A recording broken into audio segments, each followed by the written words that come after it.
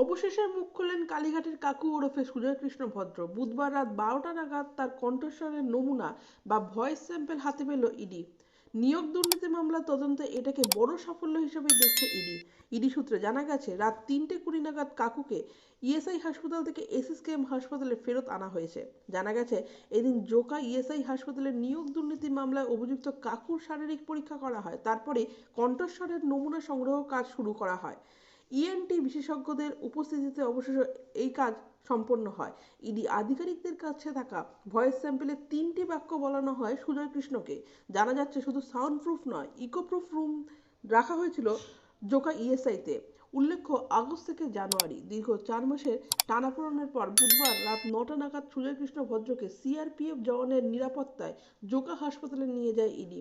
ওদিকে দুপুর থেকেই 4 সদস্যের মেডিকেল বোর্ড তৈরি হয় তার গলার নমুনা সংগ্রহের জন্য। পিজি থেকে জোকা প্রায় 40 মিনিট পথ। 5G অ্যাম্বুলেন্সে করে নিয়ে যাওয়া হয় তাকে। রাত 10টা নাগাদ জোকা ইএসআই হাসপাতালে ঢুকলেন তিনি। সেখানে রুটিন চেক আপের পর শুরু হয় ভয়েস স্যাম্পল সংগ্রহ করা প্রক্রিয়া। টানা 2 ঘন্টা কাউন্সেলিংয়ের পর অবশেষে কাকুকে ইএনটি বিভাগে নিয়ে যাওয়া হয়। সেখানেই তার কণ্ঠস্বরের নমুনা সংগ্রহ করা হয়। সূত্রের খবর, জোকা ইএসআই হাসপাতালে যে 4 সদস্যের মেডিকেল বোর্ড রাখা হয়েছিল তাতে মেডিসিন, কার্ডিওলজিস্ট, ইএনটি ও মনোরোগ বিশেষজ্ঞরা রয়েছেন। একজন ভয়েস অ্যানালিস্ট বা কণ্ঠস্বর বিশেষজ্ঞ ছিলেন। শুরুর দিকে কার্যত মুখ হয়ে গেছিলেন কাকু। বারবার অনুরোধ সত্ত্বেও একটা কথা বলতে রাজি হননি তিনি। আদৌ তিনি কোনো কথা বলবেন কিনা তা নিয়ে উদ্বেগ প্রকাশ করেছিল তদন্তকারীরা। অবশেষে কাউন্সিলের পর কাকুকে ইএনটি বিভাগে নিয়ে যাওয়া হয়। সেখানেই তার কণ্ঠস্বরের নমুনা সংগ্রহ করা হয়।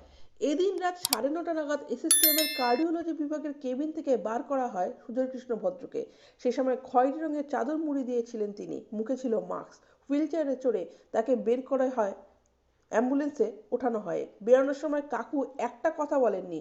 ইডির তদারকিতে 5G অ্যাম্বুলেন্সে তোলার সঙ্গে সঙ্গেই জোকার 4 সদস্যের মেডিকেল বোর্ড তার রক্তচাপ, হৃদস্পন্দন ও অন্যান্য মেডিকেল প্যারামিটার পর্যবেক্ষণ করতে শুরু করে দেন।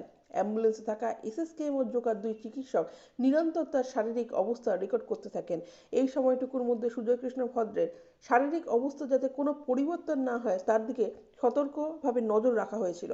সূত্রের খবর, কণ্ঠস্বরের নমুনা সংগ্রহের পর রাতেই তাকে পিজির কার্ডিওলজিতে ফেরত দেওয়া হবে বলে জোকা ইএসআই হাসপাতাল সূত্রে প্রাথমিকভাবে জানা গিয়েছিল। প্রশ্ন উঠে গেল, সন্ধ্যা 7টা থেকে 9:15 পর্যন্ত এতটা সময় ইডি ও এসএসকেএম এর মধ্যে কি কোনো টানাপোড়েন হয়েছিল? সূত্রের খবর, এই সময় জোকা ইএসআই হাসপাতাল ও এসএসকেএম এর চিকিৎসকরা কালীঘাটের কাকুর মেডিকেল রিপোর্ট খতিয়ে দেখছিল। রাতে কোনো ওষুধের প্রয়োজন আছে কিনা তা দেখা হচ্ছিল। বলে রাখা ভালো, নিয়োগ মামলার তদন্তের স্বার্থে কালীঘাটের কাকুর ভয়েস স্যাম্পল বিশ্লেষণ গুরুত্ব বলে দাবি করেছে কেন্দ্রীয় সংস্থা। তবে অতীতে একাধিকবার চেষ্টার পরেও কাকুর স্বরের নমুনা মেলেনি। এমনকি আদালতের নির্দেশের পরেও সংগ্রহ করা যায়নি তার কণ্ঠস্বর।